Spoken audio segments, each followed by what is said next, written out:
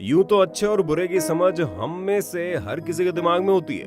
यहाँ तक कि किसी छोटे से बच्चे पर भी अगर गौर करें तो उसे भी इस बात का ज्ञान होता है कि क्या सही है और क्या गलत। लेकिन इसके बावजूद जब आदमी पर वासना जैसे मन के भावों का प्रभाव होता है तो नतीजा बहुत ही घिनौना होता है। फिर इंसान ये नहीं सोच पाता कि वो कर क्या रहा है, उसे वो करना चाहिए या नहीं। आज हम बात करने जा रहे हैं एक ऐसे इंसान की जिसकी जिम्मेदारी तो थी कब्रिस्तान में मौजूद कब्र और डेड बॉडी की सुरक्षा की, लेकिन उसने कब्रिस्तान में दफन लाशों के साथ कुछ ऐसा अपराध किया जिसे जानने के बाद मानवता की आत्मा भी हिल जाएगी। आज का हमारा वीडियो ऐसे ही कहानी आपके सामने लेकर आया है, इसलिए आखिर तक जरूर बने रहना। आज की ये सच्ची घटना पड़ोसी देश पाकिस्तान की है। सनातन संस्कृति में मरने के बाद लाश को जला दिया जाता है, लेकिन इस्लाम और दूसरे धर्मों में मरने के बाद इंसान की लाश को कब्र में दफन कर दिया जाता है।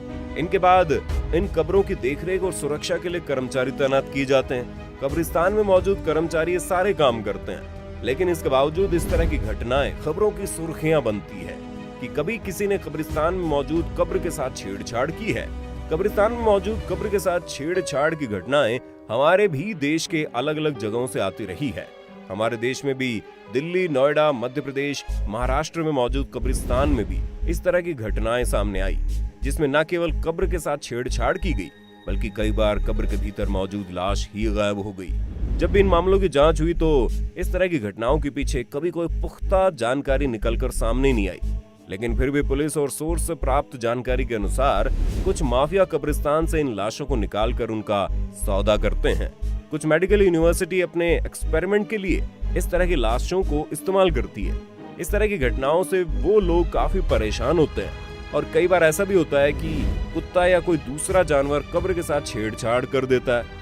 पाकिस्तान के कराची में एक शहर है लियाकताबाद, वहां मौजूद कब्रिस्तान में कुछ ऐसी घटना घटी जिसने पूरे पाकिस्तान के साथ साथ पूरी दुनिया को हिला दिया। ये घटना 31 अक्टूबर साल 2011 की है। शाम के वक्त कब्रिस्तान के सभी कर्मचारी आपस में बैठे हुए बातचीत कर रहे थे, लेकिन तभी उनके पास उसी कब्रिस्तान में काम करने वाला एक दूसरा कर्मचारी भागता हुआ वहां आया। उसकी हालत बड़ी खराब थी, वो डरा हुआ लग रहा था। ऐसे लग रहा था जैसे उसने सच में कोई भूत देख लिया। वो उन कर्मचारियों के पास आया और कब्रिस्तान की तरफ इशारा करने लगा। कर्मचारियों ने उसकी बात को समझा और कब्रिस्तान की तरफ देखने लगे। वो साथी कर्मचारियों को अपने साथ लेकर कब्रिस्तान में एक तरफ अंदर गया। वहाँ उन सभी ने देखा एक कब्र के साथ छेड़छाड़ हुई थी। कब्र के पत्थर के ऊपर का पत्थर का स्लैब भी हटा हुआ था। इस बात को लेकर जब इन लोगों ने उस आदमी से पूछताछ की तो उसने कुछ देर पहले उसके सामने घटित हुई घटना की जानकारी लोगों को दी। जो कुछ उसने बताया उसके जानने के बाद बाकी सारे कर्मचारी बहुत ही गुस्से में आ गए। उन्होंने बुरी तरह उसे पीटना शुरू कर दिया। किसी तरह वहां कराची पुलिस आई और इस कर्मचारी को पुलिस के हवाले कर दिया गया। इसके बाद पुलिस ने उस कर्मचारी से कब्रिस्तान में घटी घटना के बारे में विस्तार से जानकारी हासिल की, लेकिन उस आदमी ने पुलिस को जो भी जानकारी दी उसे देखने के बाद तो पुलिस के अधिकारियों के भी दिल हिल गए। दरअसल मोहम्मद रियाज नाम का यह आदमी पाकिस्तान के पंजाब प्रांत का रहने वाला था। इसी प्रांत में सरगोधा नाम की एक जगह थी जहां से कई साल पहले ये व्यक्ति रोजी रोटी की तलाश में कराची शहर पहुंच गया। काम धंधे की तलाश में व्यक्ति इधर उधर घूमता रहा। कभी थोड़े समय के लिए या छोटा मोटा कोई काम मिल जाता था उसे कर लेता था और कुछ इसी तरह उसका गुजारा चल रहा था। लेकिन अब उसे किसी स्थायी काम की जरूरत थी और वो उसी की तलाश में लगा था। आखिरकार उसकी तलाश पूरी हुई वजीरा के पास। उसकी दोस्ती वजीरा नाम के व्यक्ति से हुई जो कि इसी कब्रिस्तान में काम किया करता था। वजीरा कराची की लियाकताबाद के कब्रिस्तान में कब्र खोदने और उन पर पानी डालने का काम किया करता था। मोहम्मद रियाज की परेशानी को सुनने के बाद वजीरा ने उसे भी अपने साथ काम पर रख लिया। अब दोनों एक साथ उसी कब्रिस्तान में काम करने लगे। धीरे धीरे दोनों के बीच दोस्ती भी बढ़ गई। मोहम्मद रियाज को भी अब एक स्थायी काम मिल चुका था। वो मन लगाकर काम कर रहा था, लेकिन उसने वजीरा की एक हरकत पर गौर किया। उसने देखा शाम के वक्त वजीरा किसी कब्र के एक तरफ का पत्थर हटाकर उसके भीतर चला जाता है और फिर कुछ देर बाद बाहर निकल आता है। फिर कब्र को वैसा ही वैसा कर देता है।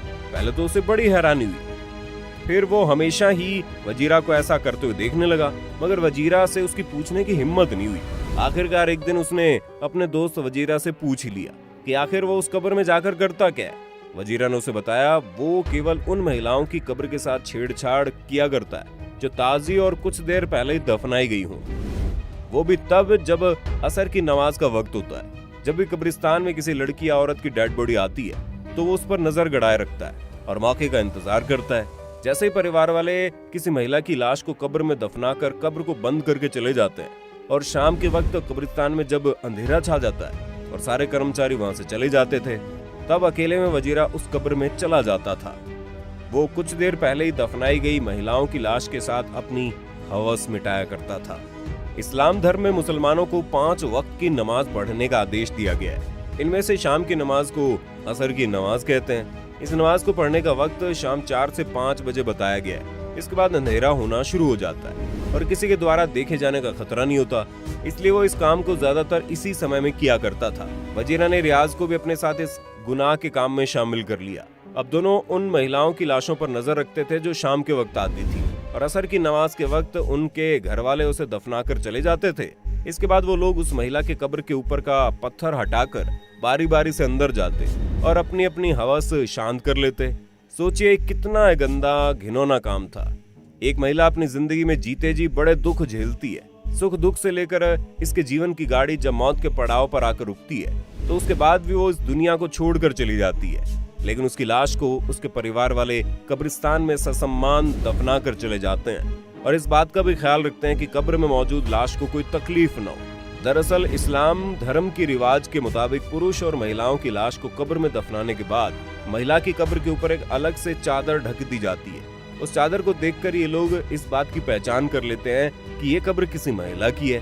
साथ ही वो इस बात का भी ध्यान रखते थे कि उस लाश को असर की नमाज के वक्त यानी 4 से 5 के बीच में ही दफनाया गया हो, क्योंकि सुबह या दोपहर को दफनाई गई लाशों पर वे ध्यान नहीं दिया करते थे। इसके पीछे कारण यह है कि इस बात को अच्छी तरह से जानते थे कि दफनाने के बाद इंसान की डेड बॉडी 2 से 3 घंटे के भीतर डिकम्पोज होना शुरू हो जाती है। इसके बाद ये लाश इनके किसी काम की नहीं रहती, इसलिए हमेशा महिलाओं की ताजा डेड बॉडी पर नजर रखते थे। 4 से 5 बजे दफनाने के लिए लाई गई लाश की रीति रिवाज के साथ अंतिम क्रिया करने में 2 से 3 घंटे का समय लगता था। इसके बाद परिवार वाले आखिरी दुआ पढ़ते थे और धीरे धीरे करके वहां से चले जाते थे। उनके जाने के बाद इन दोनों शैतानों का काम शुरू होता था। इनमें से एक कब्र के पैर की तरफ खोदना शुरू करता और केवल इतना खोदता था कि एक आदमी वहां जा सके और इसके बाद उसके पत्थर हटा देते थे और फिर एक आदमी पहले जाता और अपना काम करके वापस आ जाता। उसके बाद दूसरा जाता था। इस काम को शाम के वक्त करने के पीछे एक कारण और था। इस समय तक कब्रिस्तान के सारे कर्मचारी जा चुके होते हैं। ऐसे में इनके पकड़े जाने और किसी के देखे जाने का खतरा भी नहीं होता। अपने काम को अंजाम देते रहते थे। एक दिन वजीरा की मौत हो गई क्योंकि वजीरा को काफी नशा करने और ड्रग्स लेने की आदत थी। अब रियाज अकेला रह गया। वो अकेले इस काम को अंजाम दिया करता था। जिस शाम कोई घटना घटी उस शाम भी वो एक लड़की की लाश के साथ ऐसा ही कुछ कर रहा था, लेकिन तभी उसकी नजर लड़की के चेहरे की तरफ गई तो सबसे पहले उसे लड़की के दांत दिखे और उसके बाद उसकी आंखें नजर आई। उस लड़की की डेड बॉडी की आंखें चमक रही थी। ऐसा लग रहा था जैसे वो लड़की उसे देख रही हो। उस लड़की की आंखों से एक तेज रोशनी भी निकल रही थी। ये देखकर उसकी हालत खराब हो गई। वो तत्काल वहां से भागा और भागकर इन लोगों के पास आया, जहां से उसे पुलिस पकड़ कर ले गई। तो रियाज ने बताया कि उसने अब तक कुल 48 महिलाओं की डेड बॉडी के साथ दुष्कर्म किया है। इसके बाद अदालत ने उसके ऊपर मुकदमा चलाया। हर एक जुर्म के लिए अलग अलग मुकदमा उस पर चलाया गया। इनमें से कुछ का फैसला आ गया और इस अपराध के लिए उसे फांसी की सजा हुई। फिलहाल रियाज जेल में है और अपने बाकी मुकदमों के फैसलों का इंतजार कर रहा है। लेकिन इस घटना के बाद पाकिस्तान की मीडिया में खबर आई और पूरे देश में हड़कंप मच गया। जिसने भी इस खबर को सुना हैरान हो गया। आपका इस वीडियो और खबर के बारे में क्या ख्याल है, हमें कमेंट में लिखकर बताना। हम फिर मिलेंगे नए वीडियो में, तब तक के लिए जय हिंद, जय भारत, वंदे मातरम।